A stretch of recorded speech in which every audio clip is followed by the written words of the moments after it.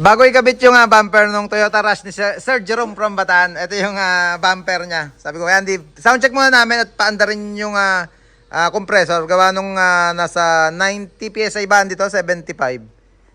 Parang gano'n sa 80 siguro. Andar na siyang kusa mga kabisyo. At pagdating naman sa 125 na PSI, kusa na siya ulit. Hinto automatic. Yan, Andy, sound check nga. Fire air horn.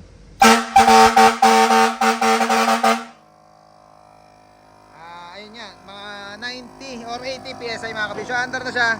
Hintayin natin mag-automatic yung compressor. Nasa ilalim yung pwesto. Pag kinabit yung bumper niyan mga kabisyo, nakatago siya dyan. Yan yung, para may idea, yan yung pwestuhan natin pagka Toyota Rush ang kakabitan ng fire air horn. Eto na, nag-automatic na. Tingnan ko nga yung gauge niya. Yan, mga nasa 115 pala, nasa in between ng 125. Ang jet kasi mga kabisyo, nasa 125 siya humihinto.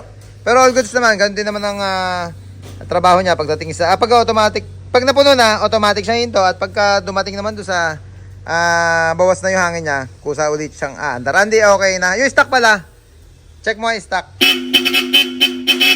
Bosch Katol, yan yung tawag dyan sa ganyang Bosch nung araw. Bosch Katol, Bosch Europa at Bosch High-End Low. Yan lang naman yung mga busina na kalimitan na pinang sasalit doon sa fire air horn natin sa loud horn.